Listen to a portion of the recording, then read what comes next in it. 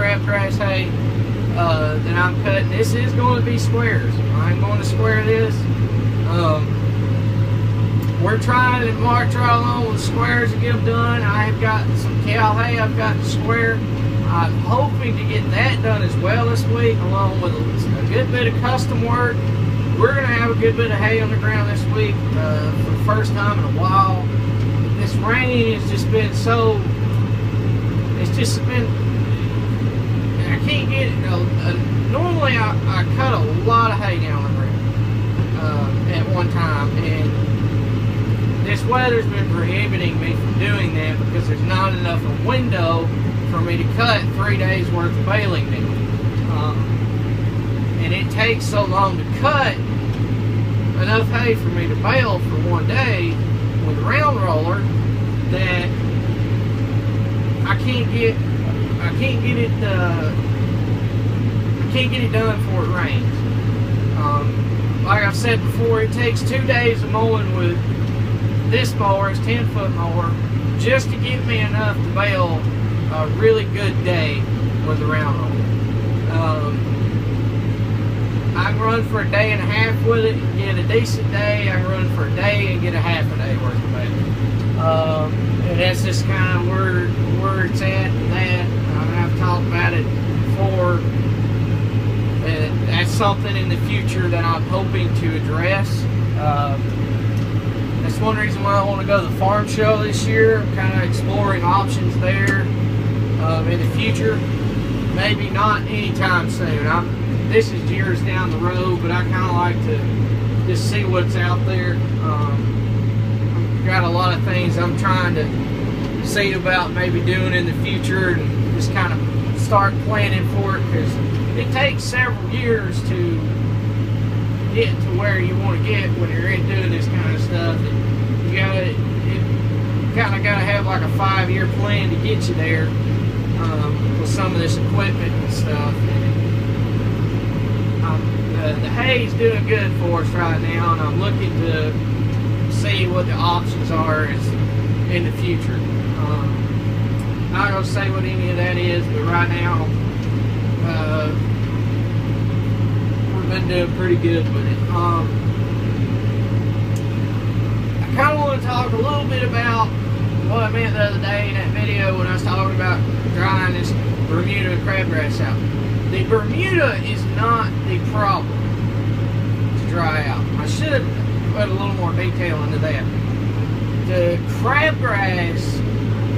Bermuda crabgrass mix is a pain to dry out. Bermuda by itself is not.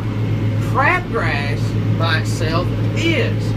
That's the issue. The crabgrass has a sappier, here where we're at, in our climate right here, it has a sappier internal to it. It takes longer to get it to cure, to get it to the right moisture that and that's what's so aggravating with it. Here in about 2.5 weeks, second week of September, which is, I'm going to have a good bit of square bale hay ready to bale right around then. It's going to be difficult to get it to cure like I want it to cure. Another thing I wanted to talk about today is the drone. I'm waiting on the drone.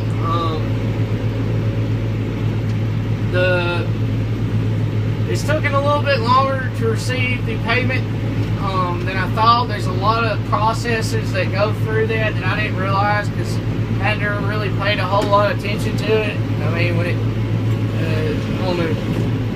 through it all, but now I know. So hopefully by the time we get this, hopefully by the time we're baling, I'll have it, and then I can film it. Because I really, really want to film the square baler in this field.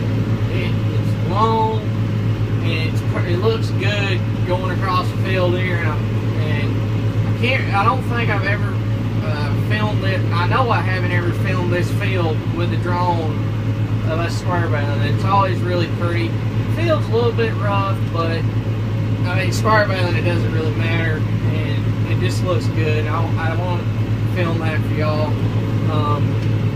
So hopefully, if everything works out, I got my fingers crossed. Y'all cross them with me. We'll get it back going. But another thing we're doing this week is we're going to be hopefully square baling some cow hay a little bit later this week. If the weather holds out and permits me to cut more tomorrow, I've got to bale some cow hay and square bales that we need. I'm going to be doing that later this week. Half that field, the field that I'm planning on doing it, is covered in Johnson grass. The other half is not, so, and it's good hay. So I'm going to square bale half of it and roll the other half.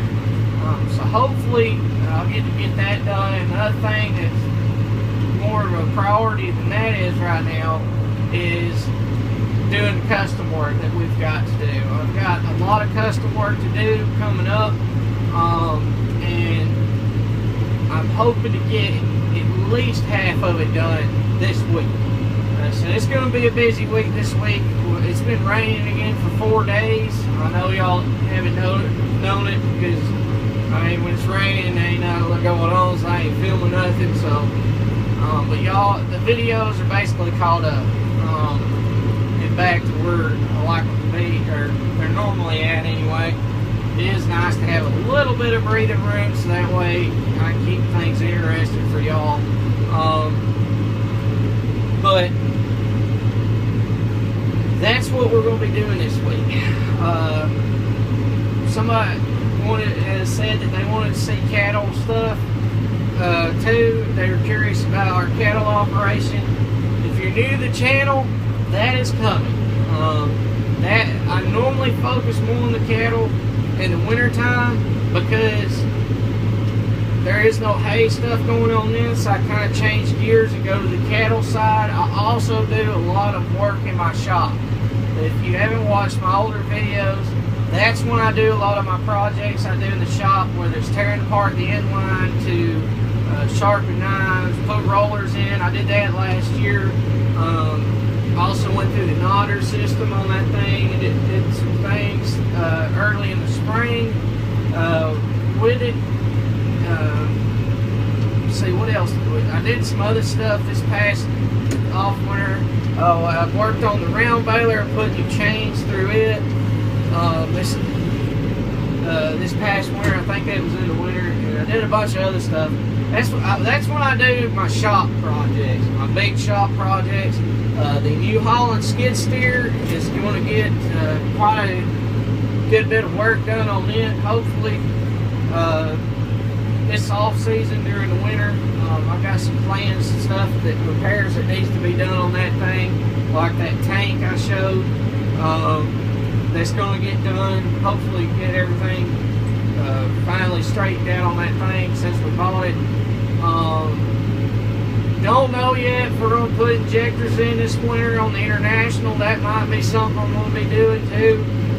This fall, y'all are going to we're going to start sowing, plant grass seeds. We're going to do some, a variety of different things. Hopefully this year fall, we're going to be doing a variety of different sowing, different stuff. So that's to come. There's a lot of different things that's going to be coming up. I may try to slip some hunting videos in there too, because that's a passion of mine that I feel that I'm very passionate about. Is some hunting stuff. I know I did the one turkey hunt. Thinking about getting a zooming cameras, or maybe getting out my old camera that zooms to wife's calling. I answer her in a minute to film maybe some hunting stuff. Probably take y'all on some bow hunts and stuff this year, different things. Maybe I'll finally get to go duck hunting this year if it's cold enough. Do some things with that. So a lot of stuff, interesting stuff coming. It ain't just going to end when the hay's done. There's a lot of stuff goes on our farm that will carry us through the winter. Probably won't have a schedule like I do now where I post every other day. I know I haven't been the world's best at it this year, but that's because of the rain. It's just kind of been up in the air. Do the best I can with it and keep it interesting for you guys. And but there's a lot coming this winter.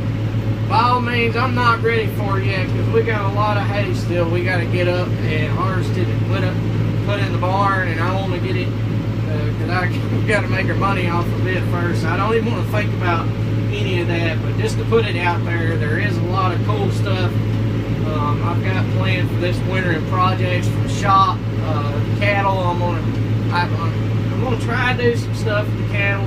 I'd love to get my dad involved on a few videos, maybe to talk about the markets and different things and stuff that involves cattle. He's very passionate about all that and very knowledgeable. I'm hoping I can talk him into doing it because I'd love for him to do it. Maybe I can just film me doing something and put him as a voiceover on it.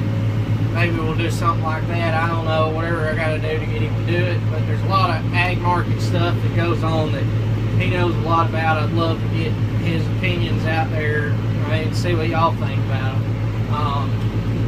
And a lot of stuff. I got some things planned, so we'll see where we end up. But stay tuned. Thanks for watching. Please comment, rate, subscribe, and I'll see you next time. My wife's calling again. I got to answer the phone. One more thing before I go. I just kind of want to talk about it a little bit. With some things recently going on, I'm not. Don't ask me for my phone number. I'll just make it point blank. 99% of the people on YouTube and everything are really kind, really great, really respectful. But there's that 1% that always ruins it for everybody else, and I'm not going to be giving out my personal phone number anymore. If you need to contact me, message me on Facebook, email me through the email account that's on the YouTube page. You can see it there. Do one of the two. If you're new, the channel does have a Facebook account, it's Bagwell Farms, just like it. There is another one that asks for a friend request, but that's just a parent channel to the actual channel. The content's the same. There's nothing special if I accept you as a friend on that page or not. It's basically a mirror of the other one. I use it to upload and post to the actual page. But for everybody that, if you need any help with equipment or anything, I'll try to help you the best I can. I got a lot going on right now this time of year, so it's hard to just stop what I'm doing and try to help somebody with something like that, but I'll do the best I can with it. But if you have any questions on anything, just email me or message me on Facebook, and I'll try to help you on there. But I'm not giving out my personal phone number anymore. There's been some things that's been dealing with, and I don't want to deal with it anymore. I mean, I don't know who's messaging me on the other side. Whether it's some really nice person who just wants to say hey and call me and talk about hay or whatever, or some equipment they need a little advice on or something like that, or if it's somebody who's a stalker. So I mean, that's just kind of the way I'm leaving it. I'm not gonna. Don't ask me for my phone number because I'm not gonna give it to anybody. From here forward, if you don't see this, I'll just message you back and say, I'm sorry, but I don't give my phone number out. I'll be glad to help you as much as I can on here, and that's just the way I'm gonna leave it from now on. Yeah.